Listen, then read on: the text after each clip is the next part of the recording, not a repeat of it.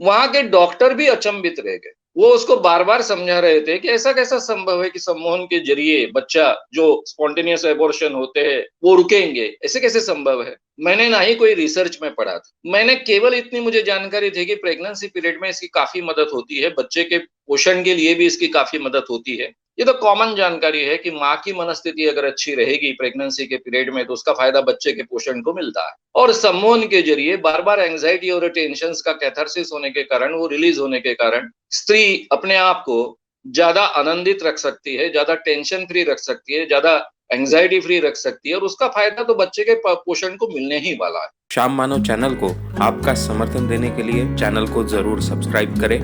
Channel के notification पाने के लिए बेल आइकन भी दबाएं।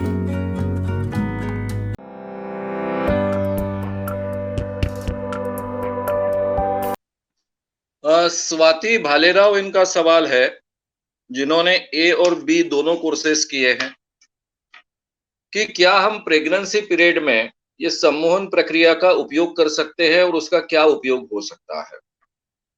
आपने बहुत ही बेहतरीन सवाल पूछा है। प्रेगनेंसी पीरियड के लिए और प्रेगनेंसी पीरियड के समय में, एक तो प्रेगनेंसी पीरियड के समय में सम्मोहन का उपयोग करने में कोई भी हर्ज नहीं है।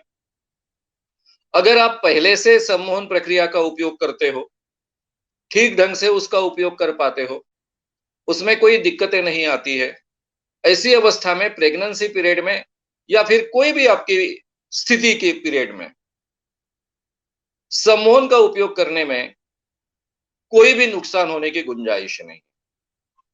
पहली बात तो ये समझ लीजिए, चाहे आप बहुत बीमार हो, चाहे आपका एमसी पीरियड शुरू हो, चाहे आपका किसी भी प्रकार का और भी कोई दौर शुरू हो, तो उसकी तो मदद ही मिलती है, सम्मोहन प्रक्रिया की मदद ही मिलती है। जैसे कि हम बहुत बीमार है तो शायद शारीरिक वर्जिश छोड़ देनी चाहिए, ऐसी कोई दिक्कत यहाँ पर नहीं है। ये मानसिक वर्जिश है, इसलिए इसमें कोई दिक्कत नहीं आती है। प्रेगनेंसी के लिए इसका कितना उपयोग हो सकता है, मैं एक केस से ही शुरुआत करता हूं। मेरे काफी कार्यकर्ता गांव-गांव में हैं, अमरावती में हमारा बहुत बड़ा यूनिट है, वहां भी काफी कार्यकर्ता है। और मैं जो भी एक्टिविटीज करते आया हूं उसमें अमरावती एक बहुत महत्व का सेंटर रहा है। अमरावती के लोगों का रिस्पांस भी हमेशा बहुत तगड़ा रहा है, बहुत ज्यादा रहा है। यानी मेरा मूल गांव नागपुर माना जाता है, लेकिन नागपुर से भी ज्यादा रिस्पांस हमेशा अमरावती में रहा है।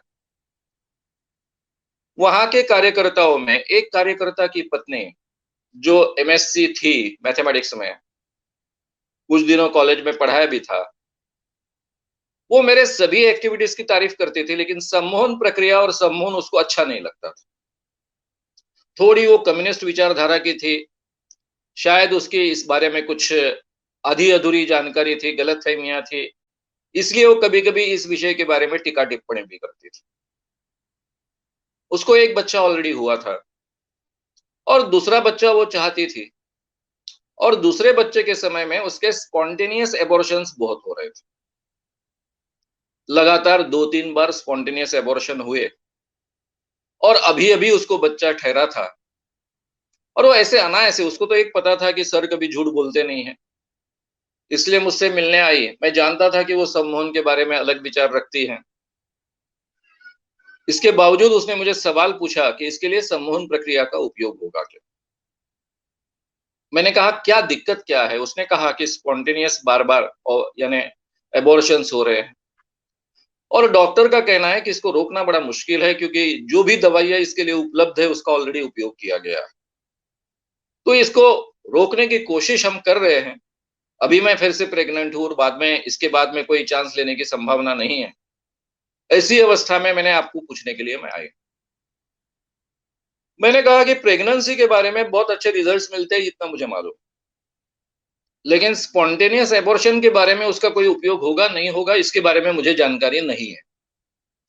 लेकिन मैं इतना तो डेफिनेटली कहूंगा, इसका फायदा तो मिलेगा, नुकसान तो डेफिनेटली नहीं होगा। अभी तुमने करीबन 2-3 बार अलग अलग दवाइयों का उपयोग किया है, इसके बावजूद स्पॉन्टेनियस एबॉर्शंस हुए हैं, ऐसा तुमने ही कहा है। तो ये भी एक प्रयोग कर कर देखिए। तब वर्कशॉप था ही, तो वर्कशॉप ज्वाइन कीजिए, सीखिए, उसका उपयोग कीजिए। वो बहुत ईमानदार लड़की होने के कारण उसने बहुत ईमानदारी से वर्कशॉप ज्वाइन किया। उसकी जो भी गलतफहमियां हुई होगी वो सब वर्कशॉप के दरमियान शायद निकल गई होगी। उसने ईमानदारी ने उसका उपयोग किया। डॉक्टर ने जो दवाइयां रिकमेंड की थी वो दवाइयां रिकमेंड की हुई दवाइयां भी उसने लेना छोड़ दिया था। ऑलरेडी 2-3 बार उसका प्रयोग कर चुकी थी, उस पर उसका विश्वास नहीं बचा था और केवल सम्मोहन के प्रयोग के आधार पर उसको ठीक ढंग से बच्ची हुई। वहां के डॉक्टर भी अचंभित रह गए। वो उसको बार-बार समझा रहे थे कि ऐसा कैसा संभव है कि सम्मोहन के जरिए बच्चा जो स्पॉन्टेनियस एबॉर्शन होते हैं वो रुकेंगे, ऐसे कैसे संभव है? मुझे भी पता नहीं था। मैंने ना ही कोई रिसर्च में पढ़ा था। मैंने केवल इतनी मुझे जानकारी थी कि प्रेगनेंसी पीरियड में इसकी काफ़ी मदद होती है, बच्चे के पोषण के लिए भी इसकी काफ़ी मदद होती है। ये तो कॉमन जानकारी है कि माँ की मनस्थिति अगर अच्छी रहेगी प्रेगनेंसी के पीरियड में तो उसका फ़ायदा बच्चे के पोषण को मिलता है। और सम्मोहन के जरिए बार-बार एंग्जायटी और टेंशन्स का कैथारसिस होने के कारण, वो रिलीज़ होने के कारण स्त्री अपने आप को ज़्यादा आनंदित रख सकती है, ज़्यादा टेंशन फ्री रख सकती है, ज़्यादा एंग्जायटी फ्री रख सकती है और उसका फ़ायदा तो बच्चे के पोषण को मिलने ही वाला है। ये मैं बहुत अच्छे ढंग से जानता था। लेकिन स्पॉन्टेनियस एबॉर्शन के बारे में मदद होगी, नहीं होगी, इसके बारे में जानकारी नहीं थी। मैंने कोई रिसर्च भी नहीं पढ़ पाया था। यानी मैंने जो पढ़ने की कोशिश की थी, उसमें कोई मुझे ऐसा रिसर्च मिला नहीं था। ऐसी स्थिति में पूरे अमरावती के उस डॉक्टर के लिए, गायनेक थी, उनके लिए भी और उनके सभी मित्रों के लिए भी एक बहुत अचरज की बात हो गई। वो एक टेस्ट केस मानी गई।